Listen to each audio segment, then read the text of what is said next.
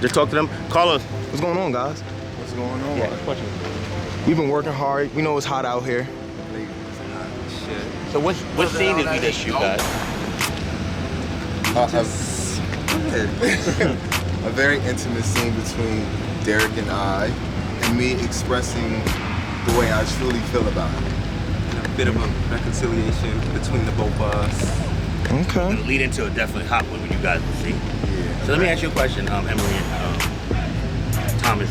You know, we've been doing this for a year now. Yeah. You both were the one I approached you. You did it as a favor for me, right? You didn't think about acting before, correct? A little bit, but it kind of brought that drive for it. Yeah, because you brought the drive back too. Yeah. You always thought about it. I went to Thomas, like pretty much like last minute was like, Tank, can you do this for me, yada yada. Because you was on another show before that, man. Yeah, with Empire City. Okay. Right. So tell me, like, how has it been this past year?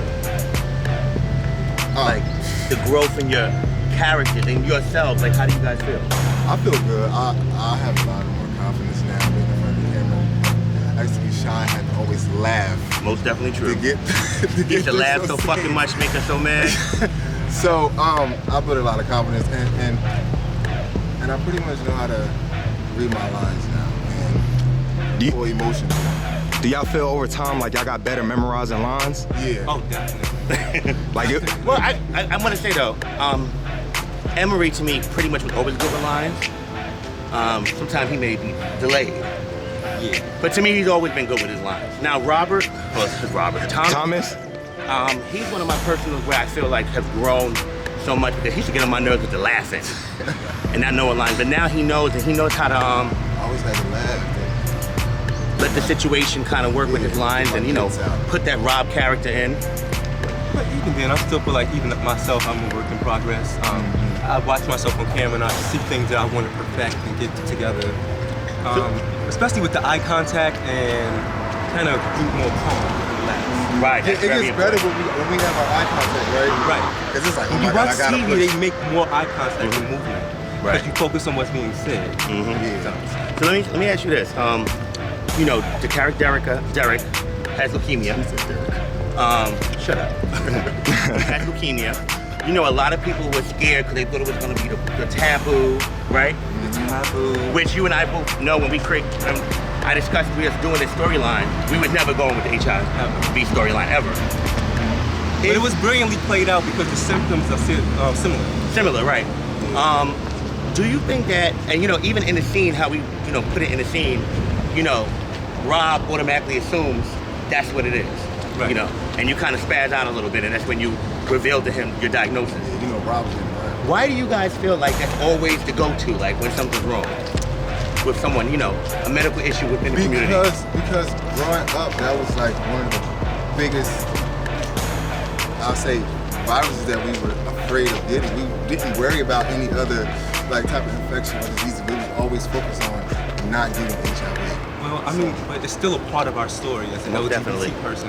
And I think, especially with my age group, between the age maybe 16, 17, and 24 and 25, that is like one of the main things that, you know, you catch. I mean, it's part of our story, so it's not to be an insult, but it's not everyone's story. It's not everyone's truth. And I feel sometimes people use that, and I don't want to say specific story writers or directors, but I feel like they sometimes use that as a plot device. You know what I'm saying? Like every type, or a punishment, right? Or a punishment, like punishment, right? And that's just not me. I want to tell a different type of story. Yeah. And for season 2, without revealing too much, you know, as you guys know how they both came together, but season 2 is going to be it's going to be a love story. It's going to be about Rob realizing his flaws, and Rob's going to also be meeting his family, so stay tuned for that. It's going to happen in the beginning. You know, you kind of went into about his aunt. I've already casted her. She is great. So you would definitely... I didn't know anything. This is exclusive to me. It's exclusive, but it's going to be... So you're going to see another side of Rob, and you're also going to see how far Rob will go for Derrick in season 2. So it's going to be a progression without giving too much.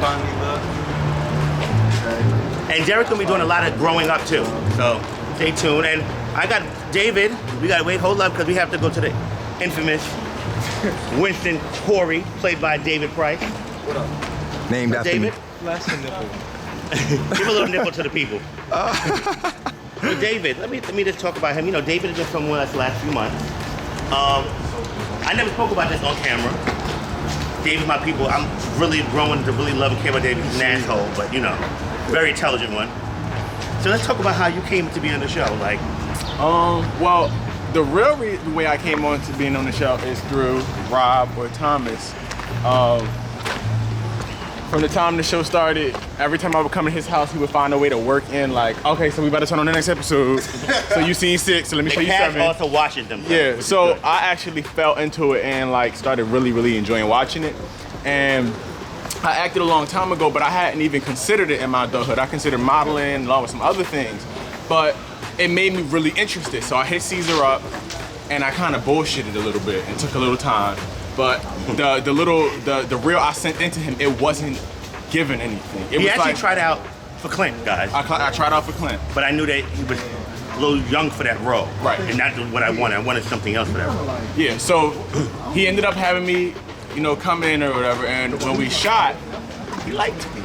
And from that point, let me tell you something. Honestly, I liked his acting, his delivery from the first day. And then what's more special about it is knowing David off it, I like that they're two different people. There's a couple of Winston elements in here. Like that's more like personality traits or mannerisms or like way of behavior versus like a core character. Like we have different character at heart, but we have similar demeanors. But I like how he can turn it on. And I connected to that immediately because when you're creating a story, creating characters, you really want someone that's going to bring that character to life. There's a character I created, he brought it to life. And the person filming, Corey, see, people don't know, I equate a lot of people's, like Winston Corey, that's because of my nephew. So that's why I gave him that last name.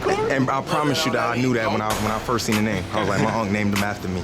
I like to equate different people with certain characters or people in my life that I've met or stuff like that. So. Right. So, that's pretty much all, but I want to thank you guys, of course. Make sure you check out our bonus episodes. Make sure that you please help us. We have a fundraiser on Indiegogo. Yes. I'm trying to pay my actors. I'm trying to get us more equipment, location shooting. We're just trying to do a lot of things. Also, for people in Europe, look out for us on Out TV. We will be premiering in October out there. Season 1 will be out there. So that's going to give us international exposure. So, and listen, major thing for the support factor. You guys understand something about this. You want to see bigger things. You want to see us in these exotic locations. You want to see this certain quality. You want to see this certain sound quality. You want these new storylines and these new things to happen. That requires new people and new crew and different things, new equipment. So understand that what you're doing is a true investment in something that you love to tune into. So when you make that investment, you'll reap it directly in season 2, season 3 in the future. So really consider that. If you have 5, get 5 because 500 people get $5. That's $2,500 right there. So don't think that what you're capable of giving is too small because $1 will make a difference and we will recognize it. So he cut me off, but I'm sorry. And all he said I agree with. Yeah. And just want to let you guys know that that's why we do our best, all of us, to interact with you guys because this is a journey that we're not doing by ourselves, we're doing with you. Right. So as we grow, you're watching us grow, and just the love y'all give us through the comments and the messages and the meet and greets, we appreciate y'all. So thank you guys so much. Bye.